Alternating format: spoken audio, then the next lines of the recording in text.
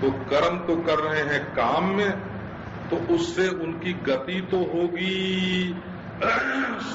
बाह्य पदार्थ की ओर, स्थूल की ओर, दूसरे की ओर। और चाहे कि आत्मज्ञान हो जाए, आत्मानुभूति हो जाए, आत्मस्थिति हो जाए, मोटर तो जा रही है अनात्मा की ओर, और चाहते हैं कि आत्मा की प्राप्ति हो जाए। तो ये कैसे होगा?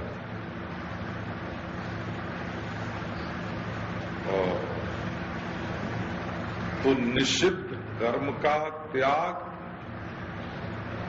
एक विहित कर्म में कामना का त्याग, 2, और विहित कर्म का भी त्याग, 3, और त्याग का भी त्याग, 4।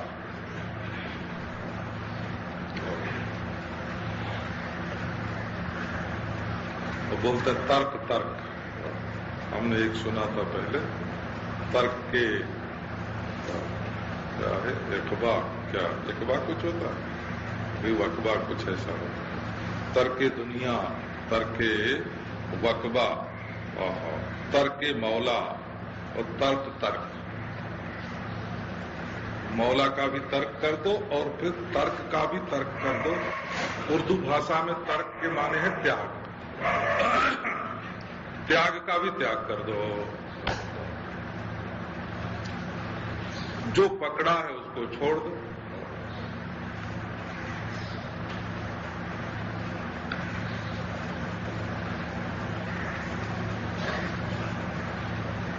देखो, हमने देखा है, एक आदमी थे, उनको 5-7 पंडितों ने चंदन टीका लगा के अभिषेक किया और बोल दिया तुम अमुक गद्दी के आचार्य हो। अब उन्होंने, गद्दी में तो कुछ नहीं था, न जगह थी, न मकान था, न कुछ नहीं था। तो उनके पास पैसे थे, उन्होंने सोने का सिंहासन बनवा लिया, छत्र बनवा लिया, मकान बना लिया, जमीन खरीद ली, है ना। हमारे सामने हो, सच्ची बात सुनाता हूँ, कल्पना नहीं। और फिर 100-50 आदमियों को पैसा दे दे के पढ़ाया कि तुम हमारे लिए ऐसा बोला करो, ऐसे मसाल दिए खाया करो, है ना, ऐसे अखंड भूमंडलाचार्य की जय। माने वो असल में छोटे थे, उनको बड़ी चीज मिली तो उसका अभिमान करके बैठ गए, फूट गए, बिखर गए। और एक आचार्य को मैंने देखा, वो सचमुच के शंकराचार्य है ना, उनकी परंपरा शंकराचार्य से अब तक चली आई है। जब मैं उनके पास गया तो एक बाघ की खटिया पर, और वो भी पैताने की तरफ, केवल लंगोटी पहने बैठे हुए थे। और हम लोग गए तो उन्होंने बुला लिया कि आजा, और लंगोटी पहने बैठे हैं, भस्म लगा है शरीर में। अच्छा, बोले कि अच्छा तुम हमारे पास आए हो तो कुछ न कुछ अतिथि का सत्कार करना चाहिए, तो लो हम एक बात सत्कार करते हैं, ऐसे। अब उनको शंकराचार्य के पद में बड़प्पन नहीं था। क्यों नहीं था? उनको इतनी बड़ी चीज मिली हुई थी, अपने ब्रह्मत्व का ज्ञान, कि उसमें शंकराचार्य का पद उनको तुच्छ लगता था। और एक मामूली आदमी को शंकराचार्य का पद मिला, और ये हे भगवान, उनकी तो छाती न कभी झुके, सिर न कभी झुके, हम आचार्य, हम आचार्य, हम आचार्य।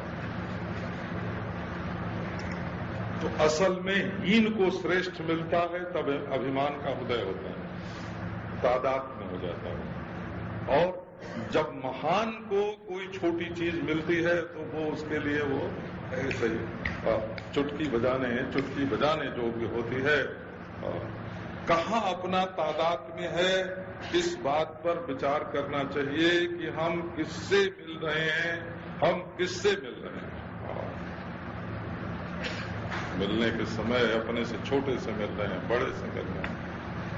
हमारे गांव का राजपूत कहता था, हमको क्या समझते हो, हमने सम्राट पंचम जार से हाथ मिलाया।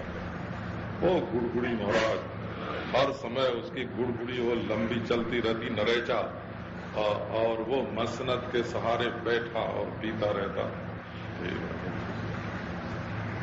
ये अभिमान की भी प्रणाली होती है। देखो, त्याग का भी त्याग करके अपने स्वरूप में बैठ जाए। न्यासः प्रसक्ताखिल कर्मणाम भृशम, जो जो कर्म अपने लिए विहित रूप से सामने आवे, उनका भी परित्याग करके, जब मालूम ही नहीं है कि मोटर चला के हमको क्या पाना है, कहाँ जाना है, तो आओ अपने स्वरूप में बैठो। ये तो मिला मिलाया है। कहीं पहुंचने के लिए मोटर मत चलाओ, तुम अपने घर में बड़ी मौज से बैठे हुए हो। अब इसके बाद ये हुआ, इससे होती है श्रुति। ततः शब्द का संस्कृत भाषा में दो अर्थ है।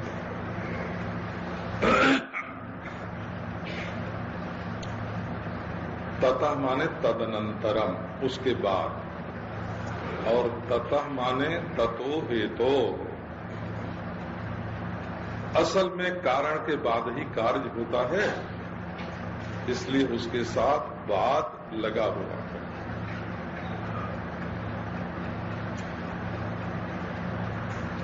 तो ततः माने तब होता है ठीक ठीक निश्चय अपने आत्मा के स्वरूप का, जब हम पहले मोटर को बंद कर लेते हैं।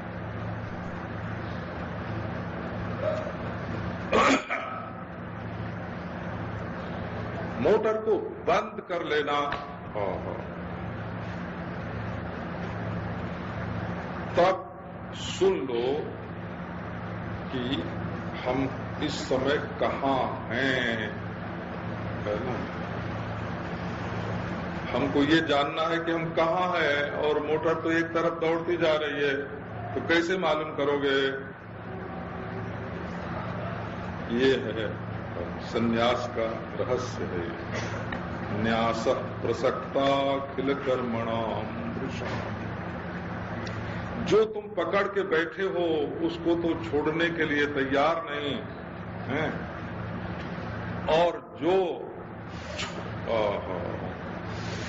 छोड़ चुके हो उसकी याद में डूब रहे हो, और जो मिला नहीं है उसके बारे में सोच रहे हो, और अपना आपा गायब हो गया, अपना आपा ही गायब हो गया। कहाँ है ये मालूम नहीं, कहाँ है। अरे भाई पहले ये बताओ, हम जब कभी रास्ता वास्ता भूल जाते हैं, एक बार की बात है, हम अपने स्टेशन से उतरे, रात को 7:30 बजे 8 बजे शाम को उतरे थे, और 9 मील के करीब घर जाना था। हमने कहा कि अब से 1000 दफे ये रास्ता पार किया है, और चलने में क्या हर्ज है, हमारा तो सब देखा हुआ है। अब निकले महाराज तो रास्ता ही भूल गया, और धानों की क्यारी थी, तो निकल गए एक तरफ। अब देखा चलते चलते एक तरफ रोशनी दिखी, तो वहां गए, तो जाके वहां पुकारा, भाई ये कौन गांव है? तो उन्होंने गांव का नाम बताया। अच्छा हम यहाँ आ गए, ठीक है, तो सड़क यहाँ है ना? कहाँ है? कहाँ है? तो उधर है। तो सड़क पकड़ेंगे तो अपने घर पहुंच जाएंगे।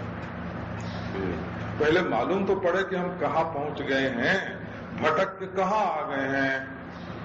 हम तो भटक के कामनाओं में पड़ गए हैं, विषयों में फंस गए हैं, देह में आ गए हैं। मालूम पड़ना चाहिए कि हम कहाँ हैं। तो निश्चय होता है तब अपने बारे में निश्चय हो, गोविंद अपने बारे में निश्चय। श्रवण माने आप बिल्कुल बदल दीजिए, श्रवण शब्द को बदल दीजिए।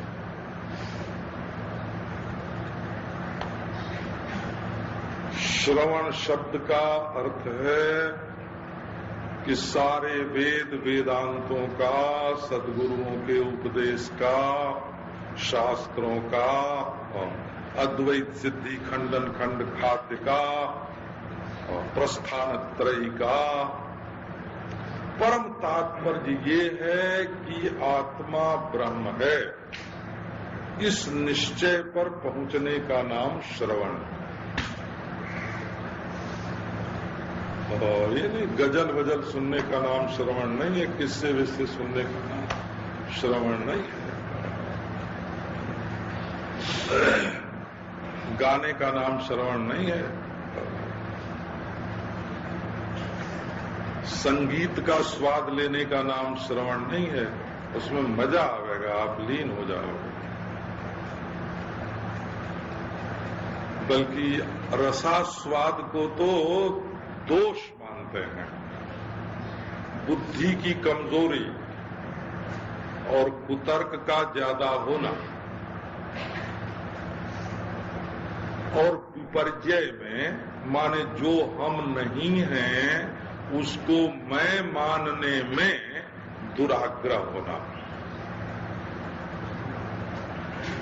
जिद कर बैठे, अरे भाई सोच लो, समझ लो, तुम कैसे मानते हो कि तुम क्या हो?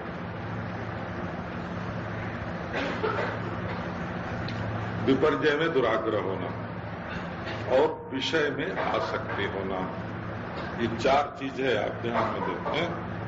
क्या क्या? बुद्धि की कमजोरी एक, अच्छा, बाल की खाल निकालना दो, कुतर्क, और जो विपर्जय, जो मैं नहीं हूं उसको मैं मानने में जिद होना,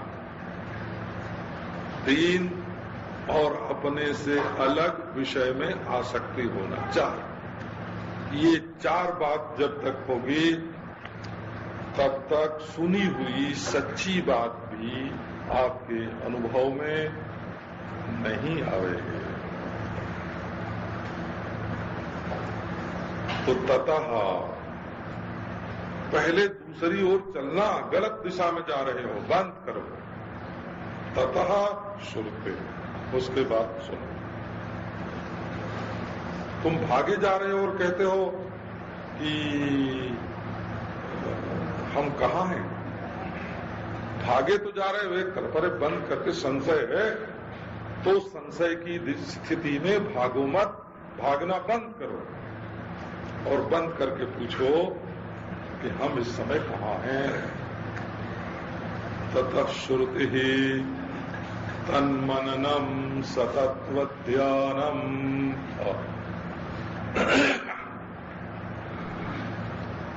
अच्छा, सुन के मनन करो। तो सुन के माने कान से सुन के नहीं।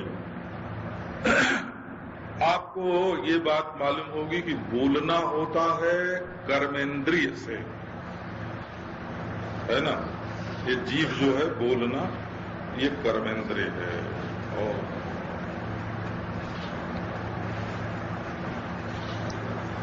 जीभ कर्मेंद्रिय है बोलना, और श्रवण ज्ञानेन्द्रिय है कान।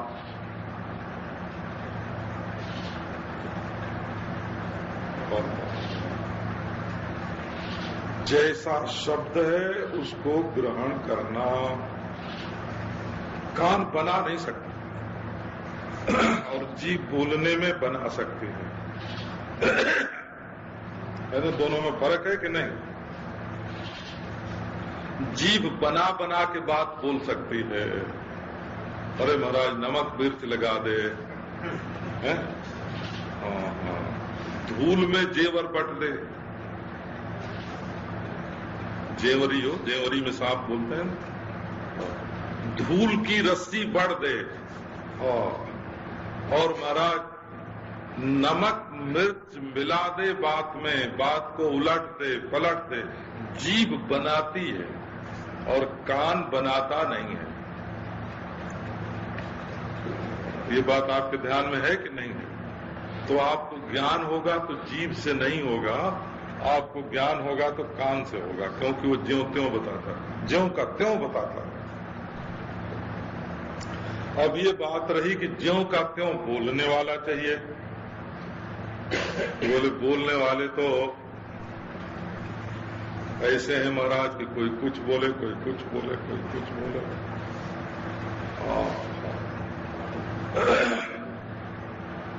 तो बोले नहीं, ज्ञान का जैसा स्वरूप है उसके अनुरूप बोले।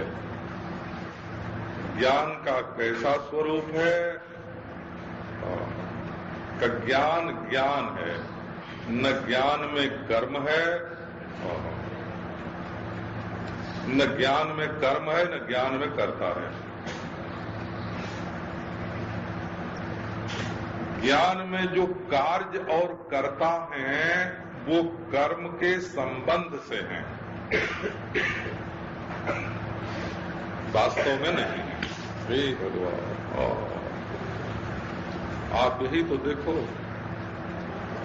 हाथ के साथ जो आपका संबंध है वो हाथ के द्वारा किए गए पाप पुण्य को आपके साथ जोड़ देता है। कर्मेंद्रिय की उपाधि से आप कर्ता बनते हैं, ज्ञानेन्द्रिय की उपाधि से आप ज्ञाता बनते हैं, और मन में जो अनुकूलता प्रतिकूलता की उपाधि है उससे आप भोक्ता बनते हैं।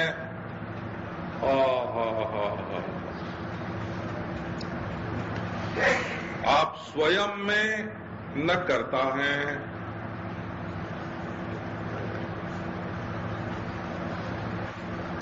एक मैंने कहानी सुनी थी, है तो बिल्कुल दुनियादारी की।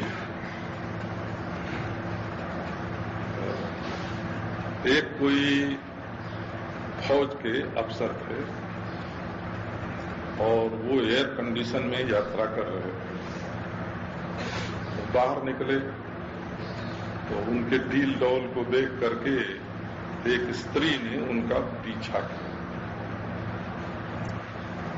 जब वो चढ़ने लगे ट्रेन में, उछल के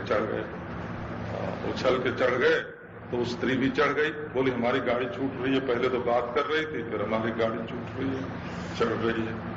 अब उनके डब्बे में गई तो क्या ब्लैकमेल करना कहते हैं ना, है ना? हाँ। अरे महाराज, उनको उसने धमकाया कि तुम हमको इतना रुपया दो और नहीं तो मैं अभी जंजीर खींचती हूँ। अब उन्होंने पहले तो बहुत मनाया, बोले ले ले भाई, इतना ले ले, इतना ले ले, और बढ़ती जाए। जंजीर खींच दिया उसने, कपड़े अपने फाड़ दिए, जंजीर खींच दिए। और पुलिस वाले आए, उसने बयान दिया। पुलिस वाला कहे आपको शर्म नहीं आती है, इतने बड़े अफसर होके ऐसा काम करते हैं, इतनी ऊंची पदवी पर बैठ के ऐसा काम करते हैं, राम राम राम, हम अभी ऐसा करते हैं। वो तो पुलिस वाले आ गए तो खूब बिगड़े। तो जब सब बात हो गई, पक्का हो गया, उसका बयान लिख गया, पुलिस वाले पकड़ने लगे। बोले तुम भी तो कुछ कहो। वो बोले कि हम कुछ नहीं बोलते हैं, ये जो ओवरकोट हमारे शरीर पर पड़ा है ना, और बयान, उसका बयान लिख गया था कि इन्होंने हमको दोनों हाथ से पकड़ लिया, हमारे कपड़े फाड़ दिए, हमारे दम को धरती पर गिरा दिया, है ना। उसने कहा हमारा जरा ओवरकोट तो हटाओ। तो ओवरकोट जब हटाया गया तो उसके दोनों हाथ ही नहीं थे, और वो तो लड़ाई में दोनों हाथ कट गए थे, उनकी चिकित्सा हो गई थी, वो ठीक ठाक हो गया था। अब तो महाराज आप पूछो अब क्या होगा? पकड़ी गई, श्रीमती जी पकड़ी गई हैं? श्रीमती जी क्यों पकड़ी गई? कब वो उसको कर्ता बना रही थी व्यभिचार का, जिसके पास पकड़ने का साधन ही नहीं था। हम लोग उस आत्मा को, उस ब्रह्म को कर्ता बनाते हैं, भोक्ता बनाते हैं, जिसके पास न कर्मेंद्रिय है और न ज्ञानेन्द्रिय है और न अंतःकरण है, उसको कर्ता भोक्ता ज्ञाता बनाते हैं, है ना। कैसे पुलिस भी नहीं पकड़ सकती हो, है ना। जमराज कैसे पकड़ेगा? और धर्मराज के दूत कैसे ले जाएंगे स्वर्ग में जब हाथ ही नहीं है? तो हम हाथ की उपाधि से कर्ता होते हैं और हम पांव की उपाधि से चलते हैं, जीभ की उपाधि से बोलते हैं। ये तो सब मशीन है, मैं नहीं हूं। ये तो सब मशीनरी है और ऑटोमेटिक चलती हैं, मैं चलाता भी नहीं हूं।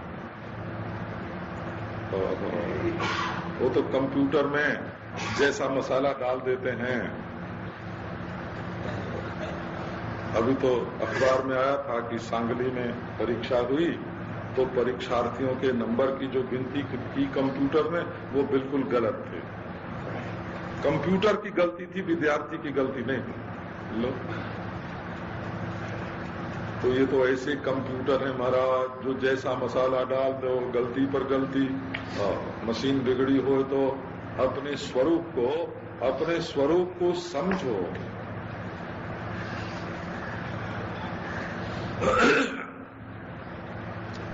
अपने स्वरूप को समझो कि अगर ये इंद्रिय न हो, अगर ये अंतःकरण न हो, ज्ञान स्वरूप, आप ज्ञान स्वरूप, आप ज्ञाता भी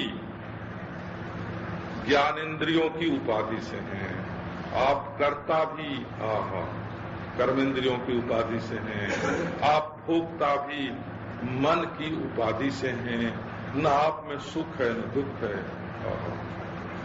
ये देश काल की कल्पना भी आपके मन में होती है, मन में।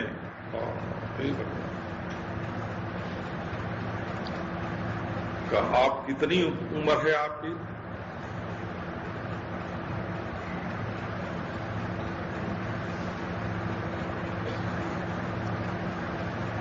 एक ने कहा हमारी गद्दी बहुत बड़ी है। साधुओं की बात होती है। साधु ने कहा हमारी गद्दी बहुत बड़ी है। तो सुनने वाला ने पूछा महाराज उसमें कै मन रुई लगी है? कितने मन रुई की गद्दी आपकी बनी है जो बहुत बड़ी है ना? कितने मन? और धूल में बैठे। ये शरीर धूल का बना शरीर धूल में बैठ के जितना बड़ा होता है, सोने पर बैठ के उतना बड़ा नहीं होता। यही तो इसकी अंतिम गति है। धूल में से आया है, धूल में जाएगा, धूल में रह रहा है। ये इसकी स्थिति है। तो अपने स्वरूप के बारे में निश्चय करना है।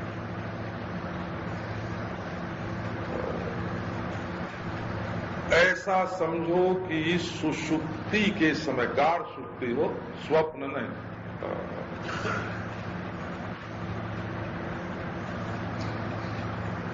उस समय तुम्हारे पास जो रहता है, तुम जो रहते हो उसकी तरफ ध्यान दो। और जो सुषुप्ति में नहीं रहता है वो आपके जागृत के मन का विलास है। जब मन है तब है और मन नहीं है तो नहीं है। आप क्या पैसा भीतर ले जाते हैं सोते समय? स्त्री पुरुष भीतर ले जाते हैं मन में सोते समय, आपके साथ रहता है। क्या ये घर द्वार रहता है? असल में आप वहां देखिए जहां कुछ नहीं रहता है और उस कुछ नहीं को आप जानते हैं कि जागृत और स्वप्न से विलक्षण एक अवस्था हम हो। उस विलक्षणता को कौन जानता है? उस समय जागृत की वस्तुएं नहीं है, उस समय स्वप्न की वस्तुएं नहीं है, इसको कौन जानता है? मन में जब देश पैदा होता है तब हम अपने में लंबाई चौड़ाई बना लेते हैं। मन में जब काल पैदा होता है तब हम अपनी उम्र की कल्पना कर लेते हैं। मन में जब भौतिक मैटर दिखने लगते हैं, भौतिक सामग्री दिखने लगती है, तब हम अपने को 3.5 हाथ का मान लेते हैं। जो मन का साक्षी है उसमें उम्र की कल्पना 1 मिनट 2 मिनट एक जो, और उसमें जो मन का दृष्टा है उसमें व्यापकता की, देश की कल्पना जो सुषुप्ति में नहीं रहती, उसके एक खास आकार में होने की कल्पना जो सुषुप्ति में नहीं रहती, ये तुमने अपने स्वरूप को न जान करके किया है। ये स्वरूप असल में अकाल होने से अविनाशी है, और पहले भी था, आगे भी रहेगा। अदेश होने से परिपूर्ण है, अवस्तु होने से चिन्मात्र है, असल में ये अद्वितीय ब्रह्म है। तो ये बात जब तक आप सुनोगे नहीं, श्रवण नहीं करोगे, वेद वेदांत का विचार नहीं करोगे, कहीं न कहीं मेढक बना के रख देगा, फुदकते रहो। अगर वेदांत का श्रवण नहीं करोगे तो भजन बिनु बैल बिराने हुई। ये स्वामी सुखदेवानंद जी महाराज थे, इनके हलवाई की दुकान थी वो, दोनों, स्वामी भजनानंद जी और स्वामी सुखदेवानंद दोनों।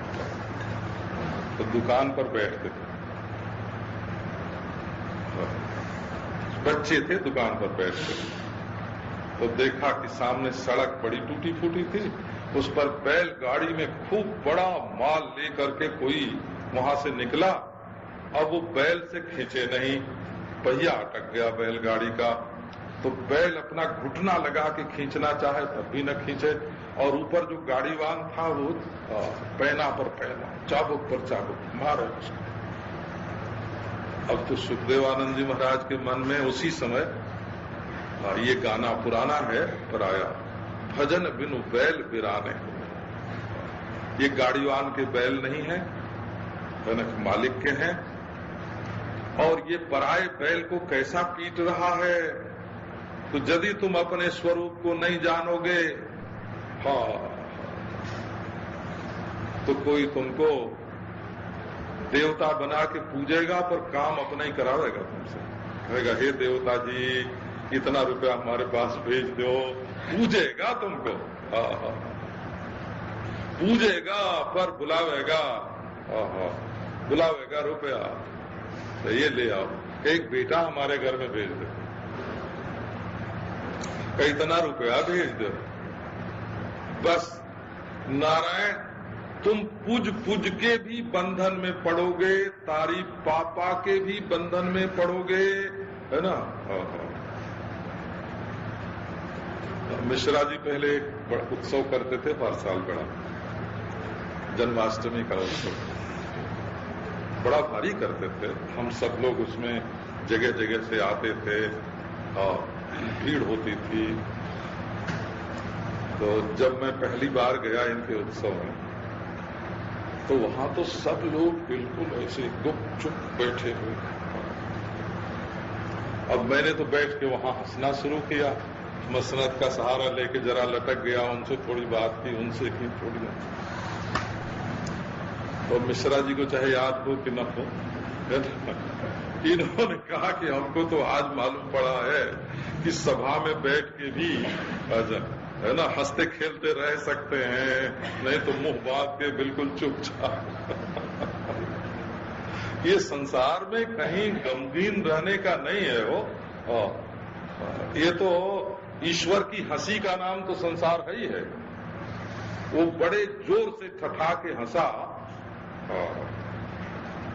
तो उसकी जो हंसी में आवाज थी वो वेद बन गई, और जो हंसी का धक्का लगा उससे दुनिया बन गई। ये दुनिया तो ईश्वर की बिल्कुल हंसी है। स्मितम एतस्य चराचरम तस्य च सुप्तम महाप्रलय। ये वाचस्पति मिश्र ने लिखा है कि सांस की खड़खड़ाहट का नाम वेद है ना। आंख खुलने पर जो तिरमिरे दिखे उसका नाम संसार है, और जो मुस्कान है वो प्राणी है, और सोना जो है सोना कई महाप्रलय है। निश्वसितमस्य वेदाः वीक्षितमेतस्य पंचभूतानि स्मितमेतस्य चराचरम अस्य च सुप्तम महाप्रलयः। भला ईश्वर की हंसी से जो दुनिया बनी है वो रोने के लिए है कि गमगीन होने के लिए है कि गंभीर होने के लिए है? अरे मुस्कुराते रहने के लिए है प्रयास में। मरते मरते भी एक बार अपने मुस्कान की छाप छोड़ जाओ। लोग सैकड़ों बरस तक गावेंगे कि वो मरते समय भी मुस्कुरा रहे थे, उनके लिए भी सामग्री छोड़ जाओ।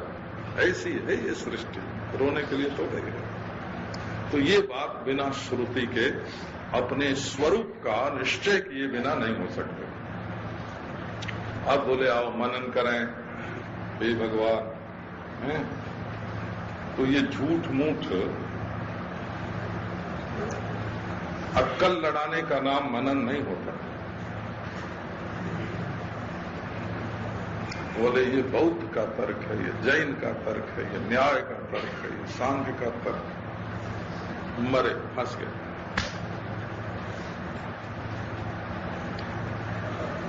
मनन माने श्रुति के अनुकूल युक्ति।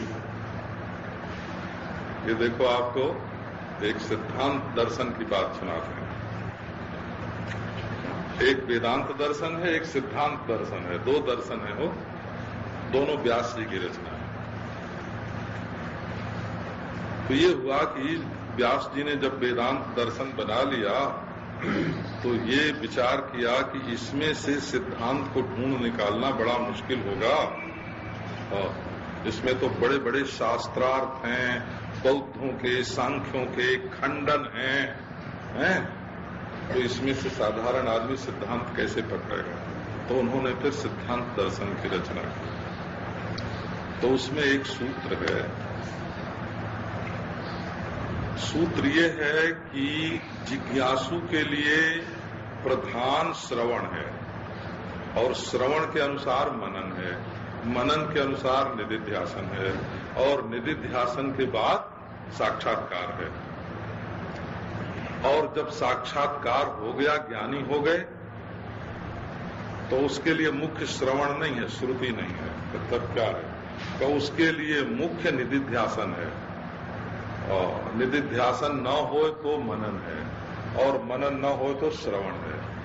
चढ़ते समय जो सबसे निचली पहली सीढ़ी होती है, उतरते समय वही सबसे आखिरी सीढ़ी हो जाती है। तो चढ़ते समय श्रवण से मनन पर जाओ, मनन से निधिध्यासन पर जाओ, निधिध्यासन पर जाके साक्षात्कार करो, और साक्षात्कार करने के बाद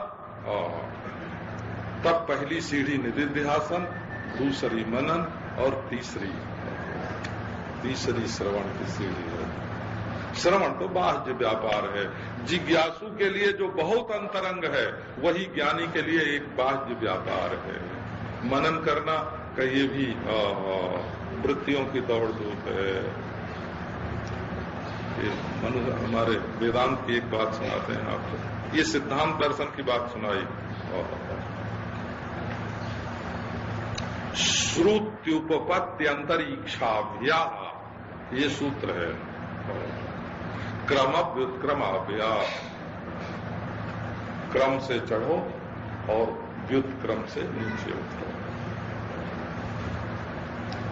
वेदांती कहता है शृण्वन्त्वज्ञात तत्वास्ते जानन कस्मात् शृणोम्यहम्।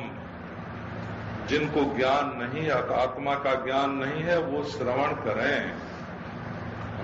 हमको सुनने की क्या जरूरत। मन्यन्ताम संशयापन्नाः किम मन्ये हम संशय।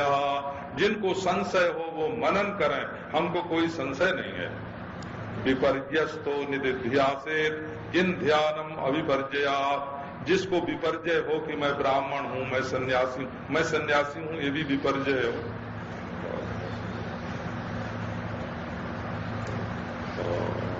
मैं सन्यासी हूं, ये विपर्जय है। मैं पापी पुण्य आत्मा हूं, ये विपर्जय है। मैं कर्ता भोक्ता हूं, ये विपर्जय है ना। ये मैं आचार्य हूं, ये भी विपर्जय ही है। मैं अवधूत हूं, मैं सन्यासी।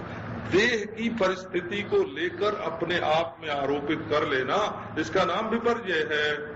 विपर्जय माने विपरीत।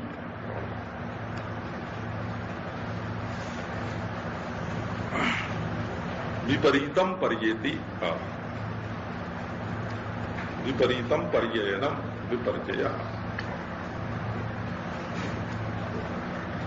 विपरीत गए भाई, जो तुम नहीं हो उसमें तुम्हारा मैं हो गया, जो तुम नहीं हो उसमें तुम्हारा मैं हो गया विपर्जय। जिसको विपर्जय हो वो निधिध्यासन करे।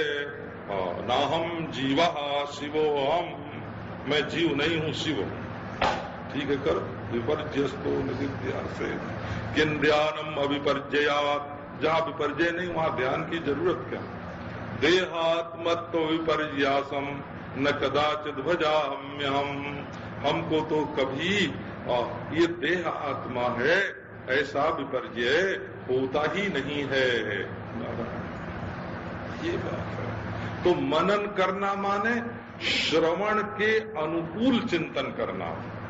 ये जो हमने सुना है वो सच है कि झूठ है, इस चिंतन का नाम मनन नहीं है, ये तो कुतर्क है।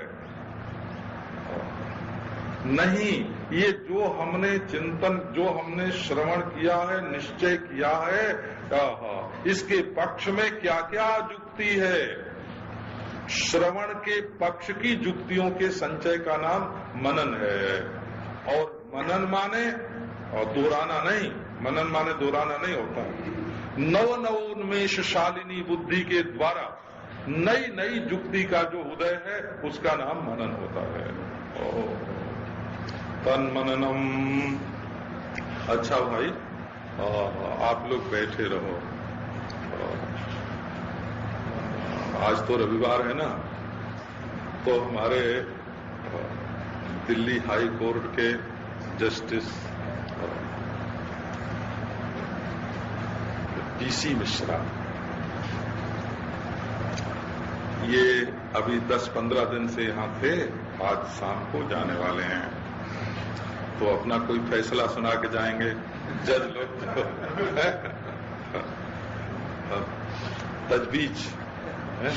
तजवीज लिखते हैं, फैसला सुनाते हैं, बयान तनखीह करते हैं, बयान लेते हैं, बयान तनखीह करते हैं, तजवीज लिखते हैं, फैसला सुनाते हैं। ये 4 काम होता है।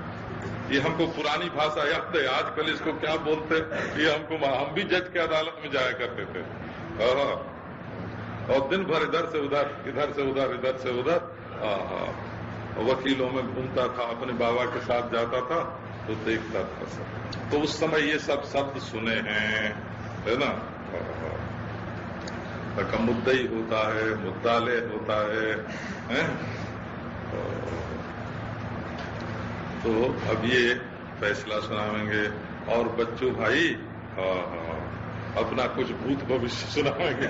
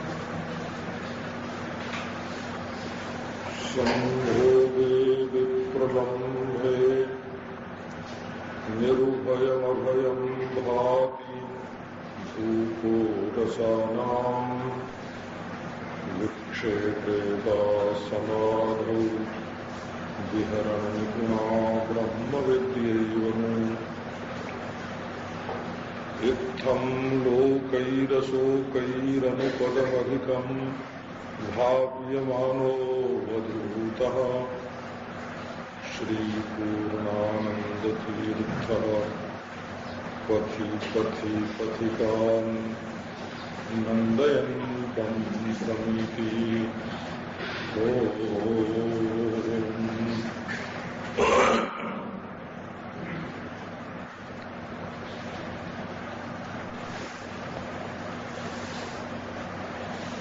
ये बात आपके ध्यान में आ गई कि जिस वस्तु को हम इंद्रियों से अनुभव नहीं कर सकते,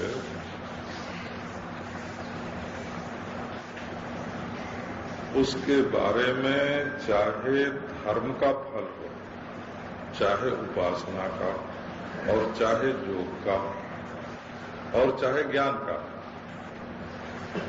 श्रवण ही करना पड़ेगा।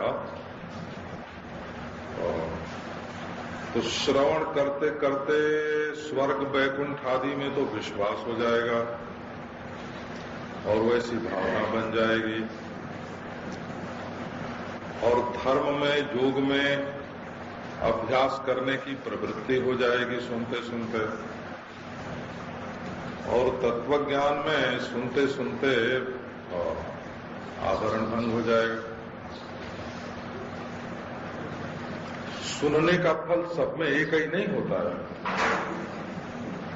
धर्म की बात सुनेंगे तो अनुष्ठान में प्रवृत्ति होगी,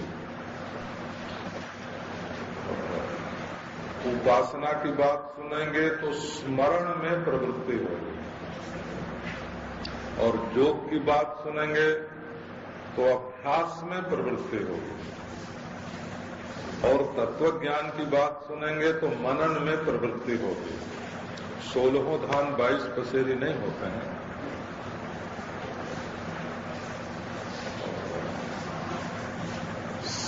कहीं विश्वास का उदय होता है सुनने से, कहीं भावना का उदय होता है, और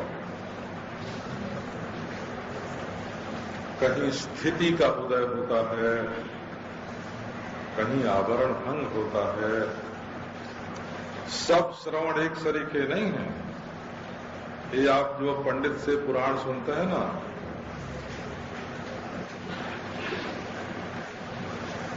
हमने गरुड़ पुराण बहुत सुनाया है पहले लोगों, 50 मर्तबे मैंने गरुड़ पुराण लोगों को सुनाया है, क्योंकि हम लोगों की ओर रिवाज है ना कि कोई बड़े आदमी मर जाते हैं तो घर में गरुड़ पुराण होता है, तो उसको सुन के दान करने में रुचि होती है कि मरे हुए के कल्याण के लिए दान करो, वो स्वर्ग में जाएगा, ये विश्वास होगा। वृषोत्सर्ग करो, नारायण बलि करो, ये सब। अब वो गरुड़ पुराण का सुनना दूसरी चीज है और उपनिषद का सुनना दूसरी चीज है। चलो माघ महीने का महात्म्य सुनिया में वो दूसरा है। माघ, कार्तिक और वैशाख तीनों महीने के महात्म्य बहुत बढ़िया बढ़िया होता है, और अधिक मास का, पुरुषोत्तम मास का महात्म्य सुन के आए तो वो सब चीज दूसरी है। चलो पंडित से पुराण सुने हमें, कथा सुने हमें। एक ब्रह्मविद के संकल्प में सृष्टि बनाने का सामर्थ्य होता है,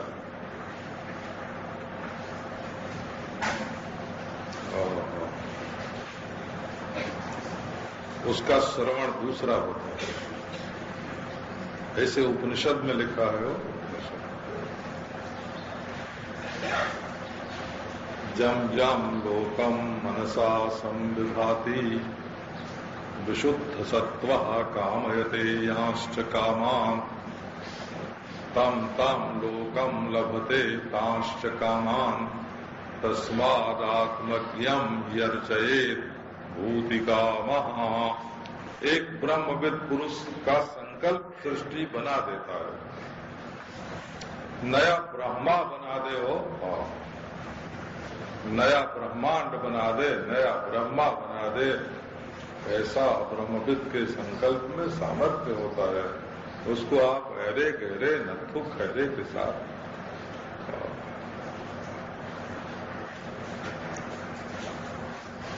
अब आपको श्रवण की बात सुना।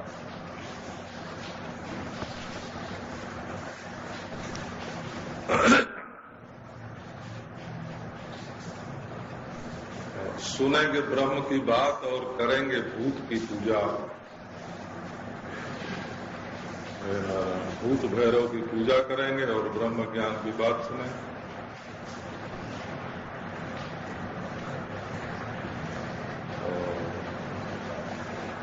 नहीं, आप ठीक ठीक श्रवण करो और श्रवण करके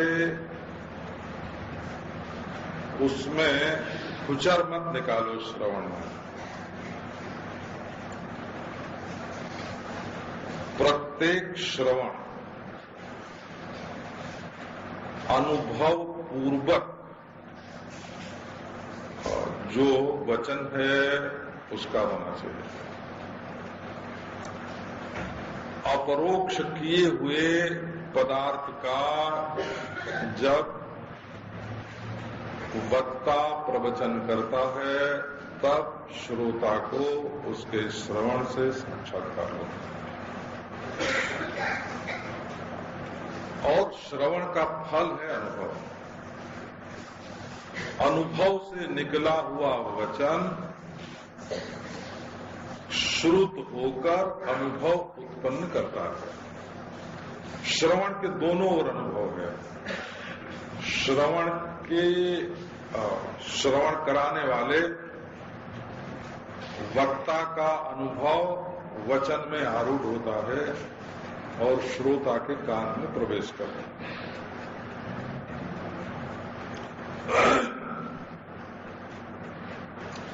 आप जब तक विश्वास में खेल रहे हैं तब तक अनुभव का स्पर्श नहीं होगा।